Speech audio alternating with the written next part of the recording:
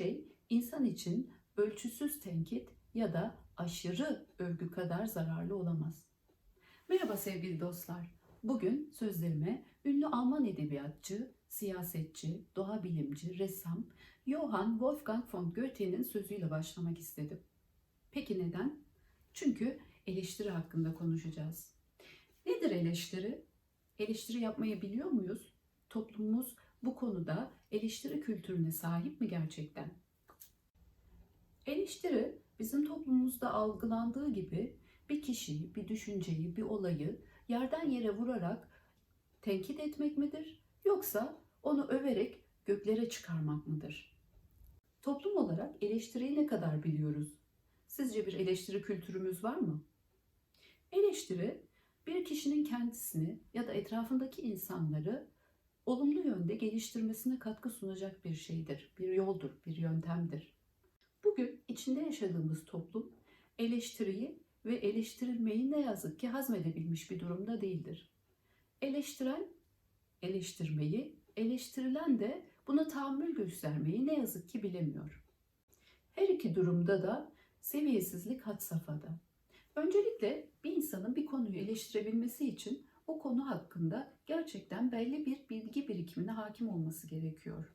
Bilmediğimiz bir konuda fikir üretemeyiz.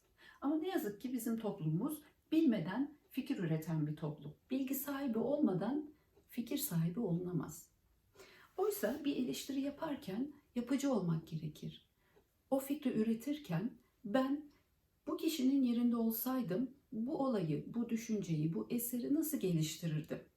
Kişiye eleştiri yaparken olumlu yönlerini ya da nasıl yapılacağını da söylememiz gerekir. Oysa bakın etrafınıza eleştiri yaparken bu çok kötü olmuş, berbat, böyle şey mi olur deyip geçiyor insanlar. Bu eleştiri değildir. Eleştiri dediğim gibi olumlu yönünü, olumsuz yönünü ortaya koymak, olumsuz yönünü ortaya koyarken de çözüm üretmek esasına dayanır.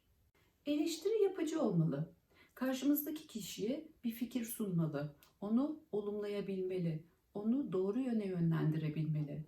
Dostane olmalı. Eleştiri yaparken karşımızdakini yerden yere vurmak marifet değildir.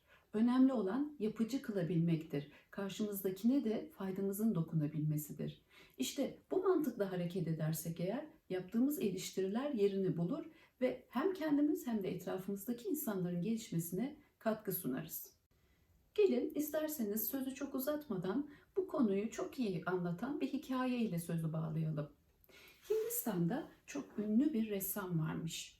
Kendisine renklerin ustası adı verilen Ranga Çelen deniliyormuş. Ama halk arasında Ranga Guru diye anılmaya başlanmış. Bu Ranga Guru'nun çok iyi bir öğrencisi varmış. Uzun süre onu eğitmiş. Adı Ranchici.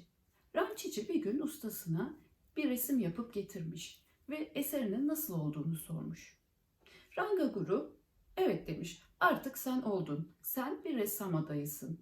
Bu yüzden bundan sonra sana ben nasıl olduğunu söylemeyeceğim. Buna halk karar verecek.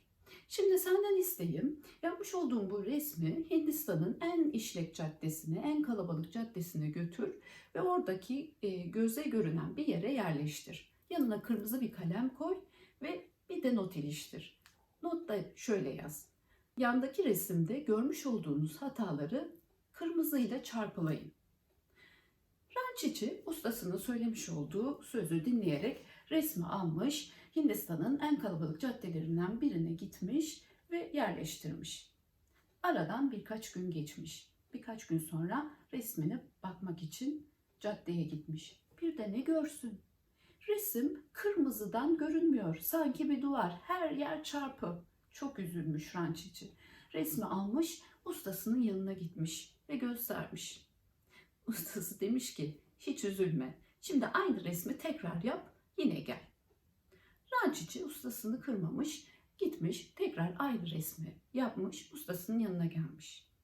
Bu defa ustası demiş ki, bu resmi şimdi yine aynı şekilde aynı caddeye götür, o kalabalık merkeze koy. Ama bu defa yanına çok renkli bir palet, boyalar ve fırça koy. Ve yanına şöyle yaz. Yandaki resimde görmüş olduğunuz hataları düzeltin. Ranchici ustasının niye böyle dediğini anlamadan Yine ustasının sözünü dinleyerek en kalabalık caddeye gitmiş, boyaları, paleti, fırçaları yerleştirmiş ve aynı şekilde notu iliştirmiş. Yandaki resimde görmüş olduğunuz hataları düzeltin lütfen. Aradan birkaç gün geçmiş, rançici yine resmin yanına gitmiş. Bir de bakmış ki resimde tek bir işaret bile yok. Ah, çok mutlu olmuş. Hemen resmi almış, ustasının yanına gitmiş ve demiş ki resimde tek bir işaret bile yok.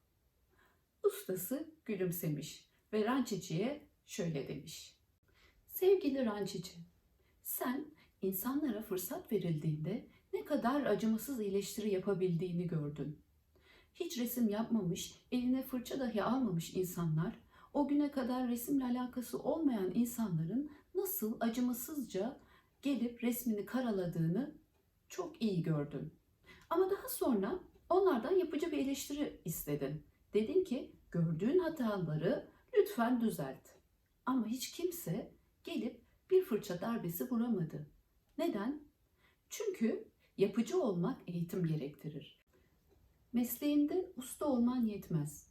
Bilge de olmalısın. O yüzden eserini, yapmış olduğun işi gerekli değerini anlamayan insanlara gidip de sorma. Onlarla asla tartışma. Çünkü eserinin değerini bilmeyen insanlar ona gerekli değeri veremezler. Onlardan bir şey alamazsın. Evet sevgili dostlar, demek ki bilmeyen insanlarla asla tartışmaya girmemeliyiz ve bilmeyen insanların, konu hakkında bilgi sahibi olmayan insanların söylemiş olduğu sözlere de itibar etmemeliyiz. Ve bizler de eğer bir konuda eleştiri yapmak istiyorsak mutlaka bilgi sahibi olmalıyız. Kanalıma abone olmayı unutmayın. Hepinize sağlıklı ve mutlu günler dilerim.